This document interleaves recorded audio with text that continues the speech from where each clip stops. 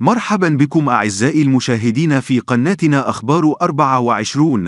لا تنسوا الاشتراك في القناة وضغط على زر لايك وتفعيل زر الإشعارات ليصلكم كل جديد.